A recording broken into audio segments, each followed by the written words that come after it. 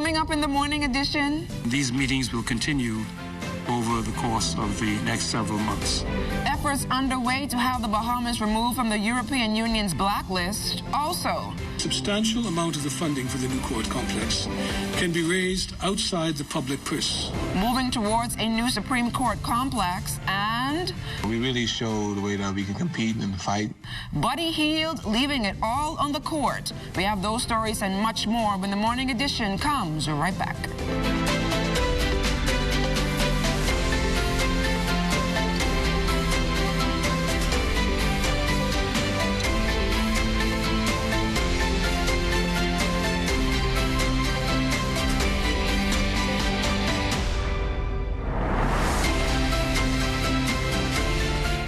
First, it's more than just our name, more than just our achievements.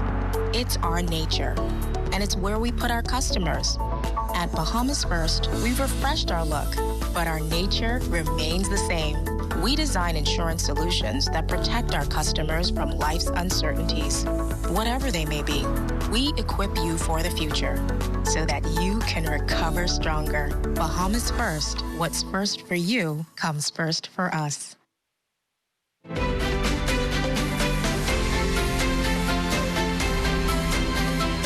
Everyone, I'm LaDawn Davis, and welcome to the morning edition. Taking a look at your weather forecast this morning. A developing low-pressure system will emerge off the coast of the Carolinas today, dragging an active reinforcing front across the northwest Bahamas through tonight. It will be cloudy to occasionally overcast and humid with widely scattered showers and the slight chance of isolated thunderstorms, mainly in the vicinity of that front. We'll get up to a high today of 77 degrees with an overnight low of 66 degrees. Well, let's take you out to our streets this morning, where Lloyd Allen and the morning traffic team is standing by with your Thursday traffic commute. Traffic report is sponsored by Bahamas First. First in insurance. Today, tomorrow. Well, good morning, LaDawn. Good morning, Bahamas. A great start to your Thursday morning. Just one more day before the official start of the weekend. Today, we're giving you your first look at traffic. This one coming in near the Sir Sidney Poitier Bridge, East Bay Street. Now, already this morning, significant traffic is on the street, and we expect that to happen around this time of morning as many persons are heading to work and to their various destinations.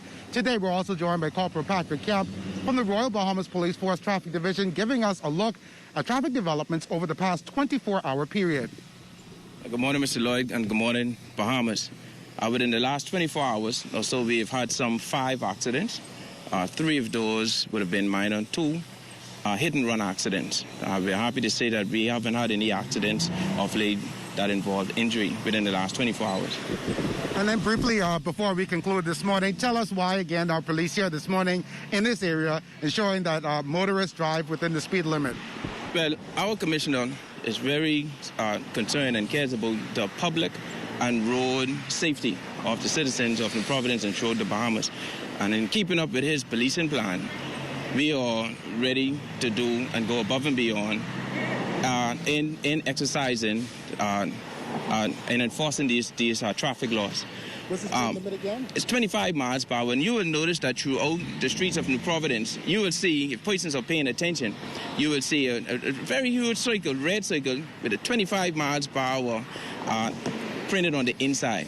You will see a number of these signs erected also throughout the island and throughout that island, so the Commonwealth of the Bahamas, to keep persons aware of what we're doing. The whole idea, Mr. Island, is to reduce a lot of the traffic crashes that we are occurring throughout the island, also to reduce the amount of road deaths.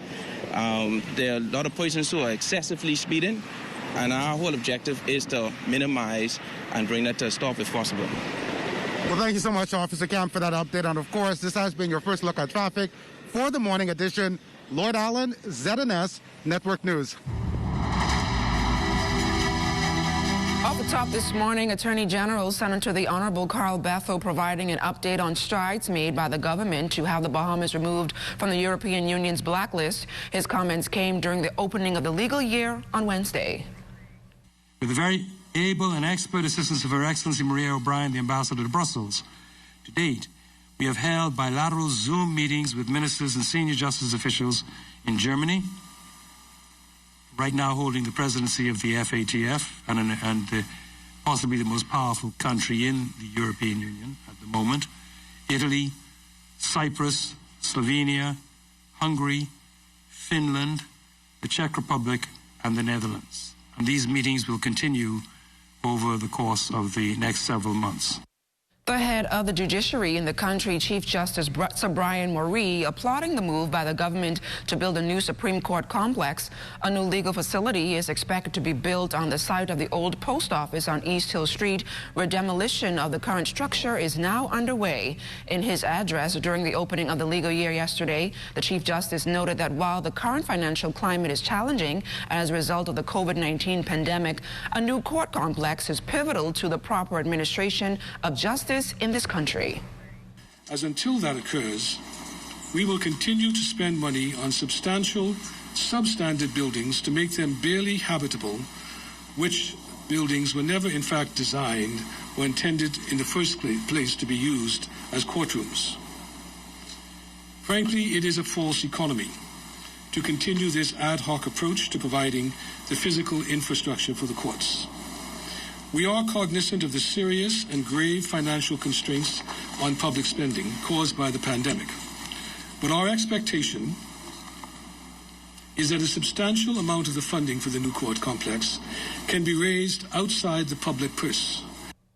President of the Bahamas Bar Association, Attorney Khalil Parker, also cited the need for a Freedom of Information Act during his address to members of the legal community at the opening of the legal year yesterday. The Freedom of Information Act will pave the way for residents to have access to records held by the public authority, although certain exemptions may apply. The global pandemic and the measures taken to address it further demonstrates the urgency of the need for the Freedom of Information Act 2017, and not just a single section thereof, to be brought into full force and effect. The stated objectives of the said act, namely the reinforcement and giving of further effect to fundamental principles underlying our constitutional democracy, namely governmental accountability, transparency, and public participation in national decision-making, are laudable and urgent needs. 2 people are dead following a structural fire around 1 o'clock this morning in the Cowpen Road area. When firefighters arrived at Williams Drive off Cowpen Road, they met a single-story structure engulfed in flames. The fire was extinguished, however, when officers searched the home. A male and female were rescued. However, another female in the home was found unresponsive in a bedroom. EMS personnel were called in. They examined all of the victims and pronounced the female found in the bedroom lifeless. The other persons were transported to hospital, including an adult male and an adult female and a juvenile male. However, the female later died from her injuries. Investigations into that matter continues. The Ministry of Health confirming 7 new cases of COVID-19 in its latest release, all here in the capital. There are 5 hospitalizations, 1,433 active cases, and 6,351 recoveries. 55,503 tests have been administered. The death toll remains at 175. With the United States now requiring international travelers to present a negative COVID-19 test, Minister of Tourism and Aviation, the Honorable Dionisio de Aguilar, expects some local fallout. However, he is hoping for a valuable exemption. While we would, at an outset, hope that the United States exempt us from this requirement, because that would be the ultimate outcome, if they don't do that, we certainly feel that we are wonderfully positioned to meet the requirement to provide rapid antigen tests for those people that come here and then return back to the United States. Director of Labor John Pinder is keeping a close eye on the unemployment rate in this country, especially over in Grand Bahama. He says the situation there is more concerning considering the fact that the island is still trying to rebound from Hurricane Dorian. The unemployment rate in Freeport has been related to Dorian and this pandemic. Because, you know, some businesses had to shut down, and because businesses had to comply with the emergency order and the curfew. Again, so when persons would have been running 2 shifts in their business, they run 1 shift now. And because we got to, you know, all get home at a certain time, and because of social distancing, there's less persons patronizing businesses, not only in Freeport, but around the Bahamas and indeed around the world. And so they'll be able to get those things back to some level of normalcy and get the new way of doing business in place. It's hard to say how soon Grand Bahama and the rest of the Bahamas will really be up and running on the legs that we normally use. Stay close. The Morning Edition is back right after this.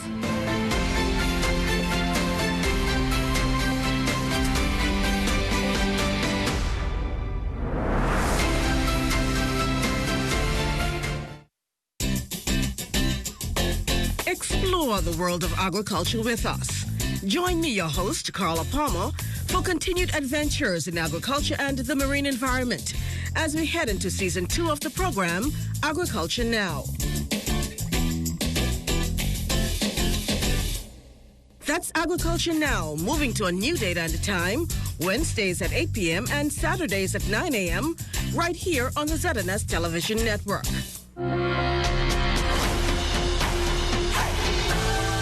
The challenges associated with the COVID-19 pandemic affecting sectors across the board, which also includes the real estate industry. The Bahamas is known to be a luxury destination in the region, but travel restrictions are putting a bit of a damper on that market. Nevertheless, there is some light at the end of the tunnel. In 2020, yes, of course, it halted a lot of travel and persons wanting to come to our shores. However, you know, people are savvy, shoppers are savvy these days, and because of technology, a lot of the real estate firms were able to use, you know, the 3D, the live video chats, things like that, which helped. And we saw an increase towards the last quarter of 2020, which is hopeful and encouraging for the real estate market.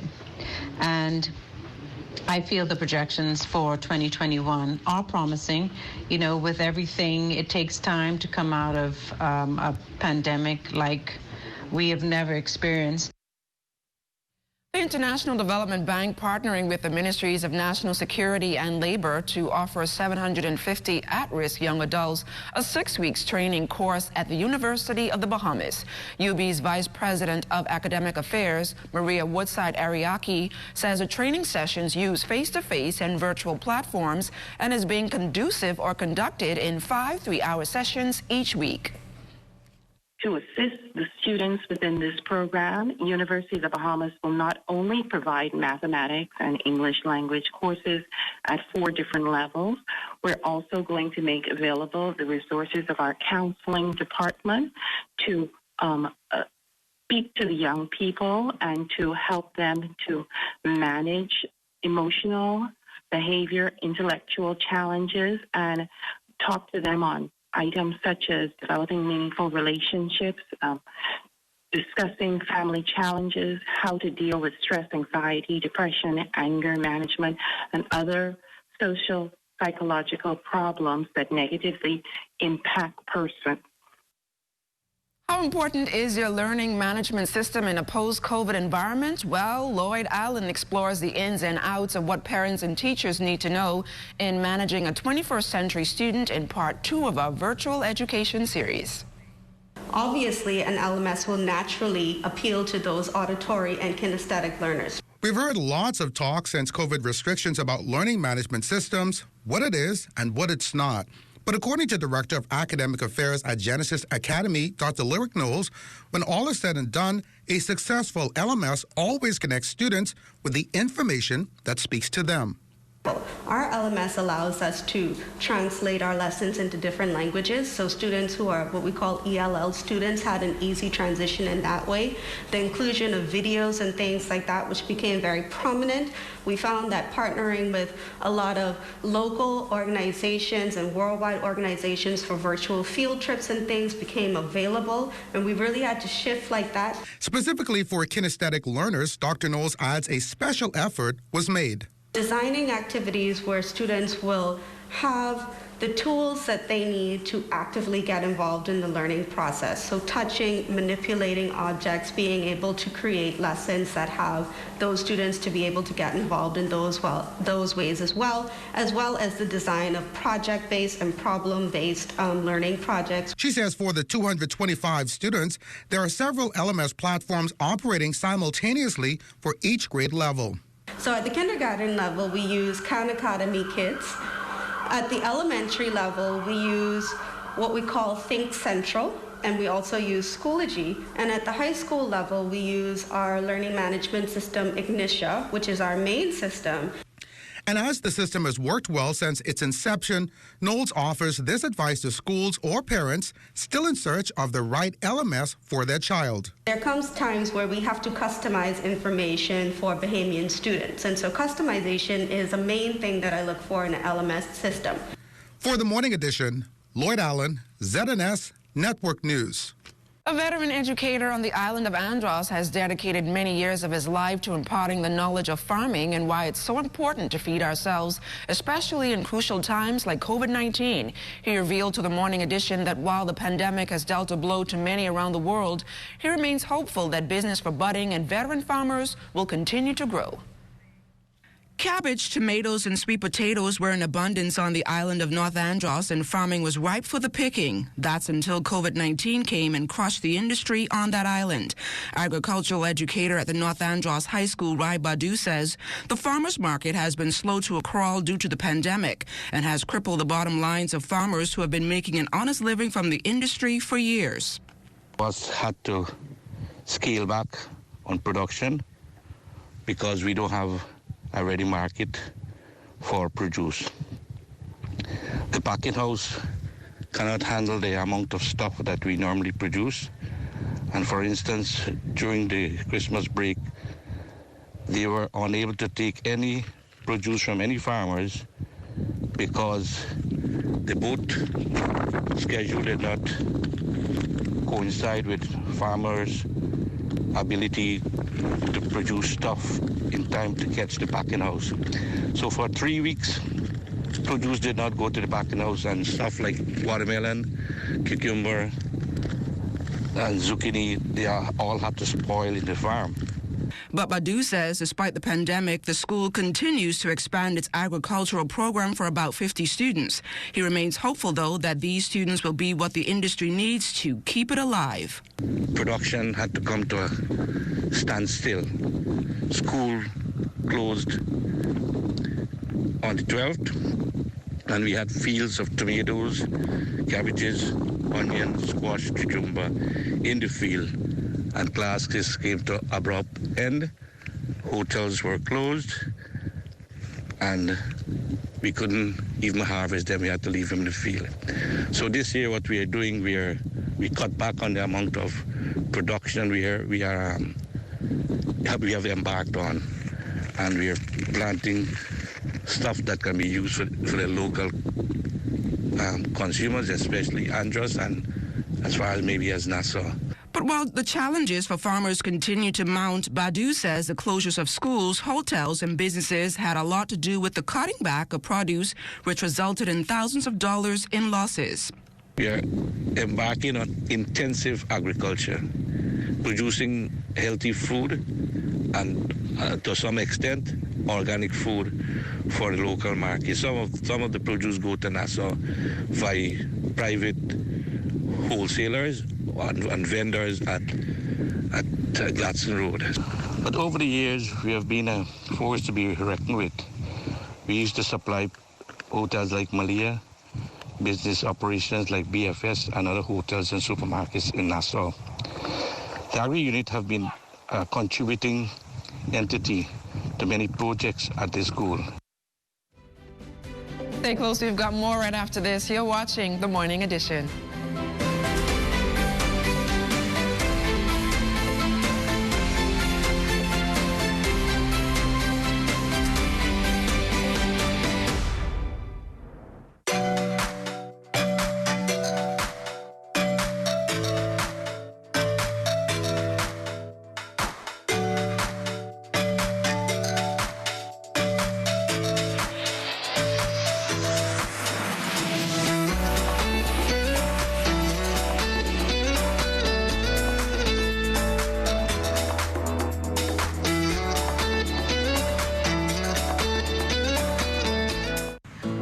most about working for the Bahamas tonight is that we don't only focus on New Providence. We cover the entire Bahamas. We have a team here in the Northern Bahamas that is ready to bring you the stories, the people, and the news that matter to you.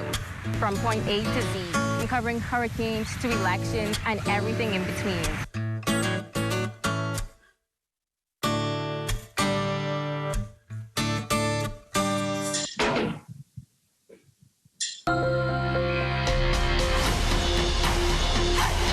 Welcome back. Well, the opening session of the Canada-Bahamas Reconstruction and Climate Resiliency Virtual Trade Mission will take place this afternoon. The High Commission of Canada has organized a two-day virtual trade mission with 10 Canadian companies. The second staging of the Canada-Bahamas Reconstruction and Climate Resiliency Business Forum will take place over the next 2 days virtually. Joining us live here on the Morning Edition to tell us more about the event is Chairman of the E-Commerce Advisory Board, Edison Sumner. Mr. Sumner, welcome back to the Morning Edition. Thank you very much. Just to make a quick correction, I'm not the chairman. Well, I am the chairman of the E-Commerce Advisory Board, but in this instance, I'm also the coordinator of the Canada-Bahamas Business Trade Forum. And we're pleased that we are hosting this for the second year.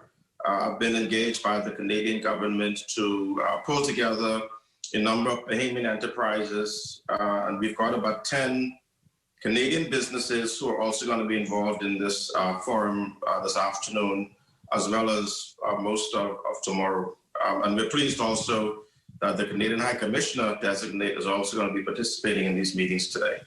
And I know the trade mission will be hosted alongside the 30th Bahamas Business Outlook. I'm sure you have a vested interest in that. Tell us more about that.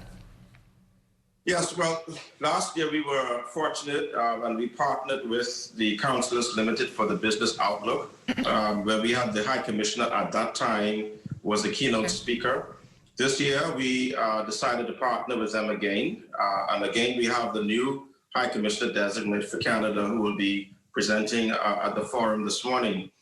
So the partnership works well for us in that we are both pursuing some of the same objectives, and that is looking for opportunities for Bahamian enterprises where we can help build the economy, build up these companies, looking for new business development opportunities as well.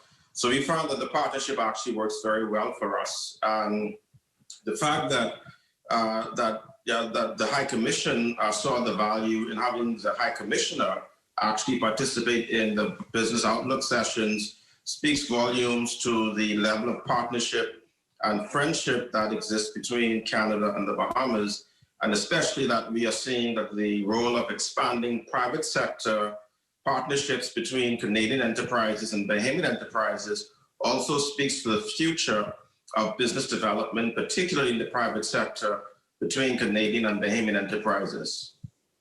Mr. Sumner, thank you so much for joining us here on the Morning Edition, and best of luck to you and your team on your trade mission. Thank you so much. Thank you so much. All the best. Stay close. We've got more right after this. You're watching the Morning Edition.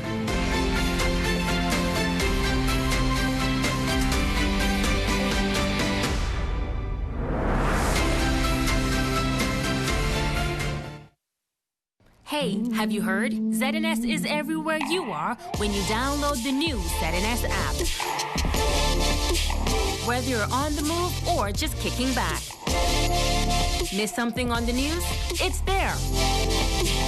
Want to keep up with a live update? It's there. Or just want to listen to your favorite station? It's there too. Download the app now from the App Store and Google Play Store.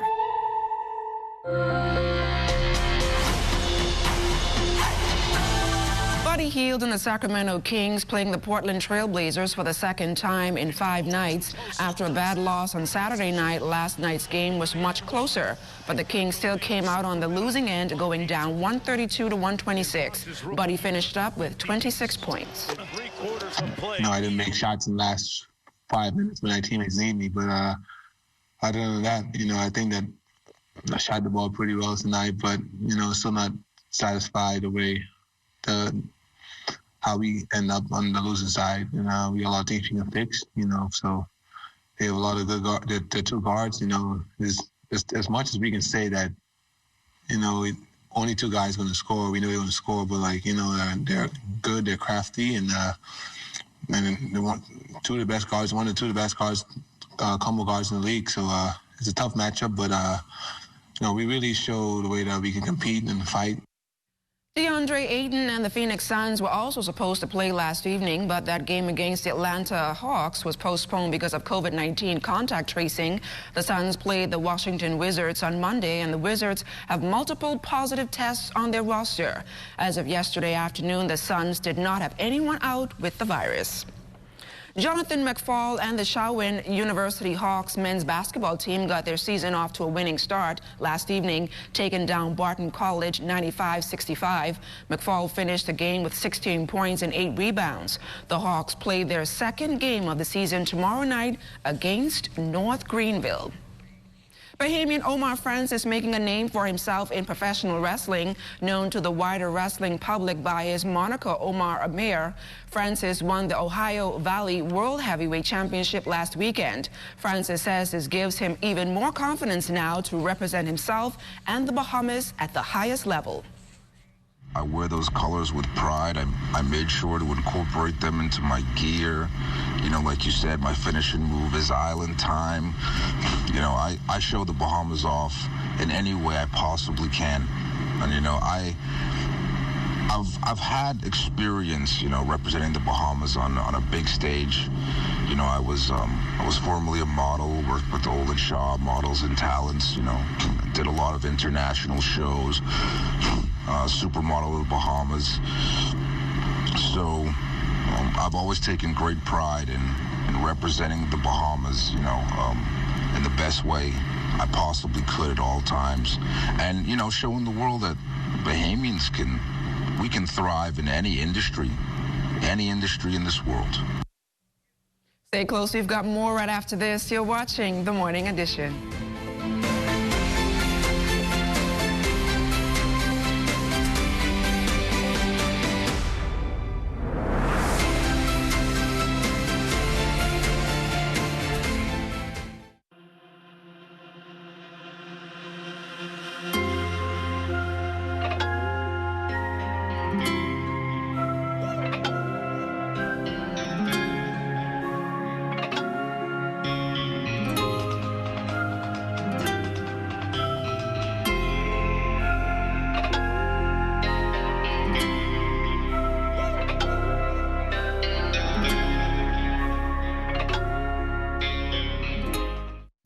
Healthcare worker, thank you for fighting on the front lines against COVID-19.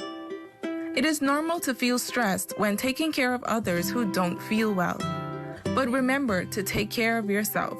Don't forget to rest between shifts, eat healthy meals, engage in physical activity, and stay connected to family and friends. Avoid harmful coping strategies like drinking alcohol. For managers of healthcare workers, the same tips apply to you. Here's how you can help. Consistently give updates. Rotate staff between high and low stress level functions. Encourage work breaks and ensure that they know where they can find help. We are here for you.